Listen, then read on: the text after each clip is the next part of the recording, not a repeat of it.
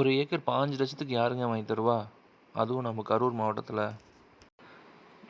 ஒரு 3 acre 50 send வந்திருக்குங்க.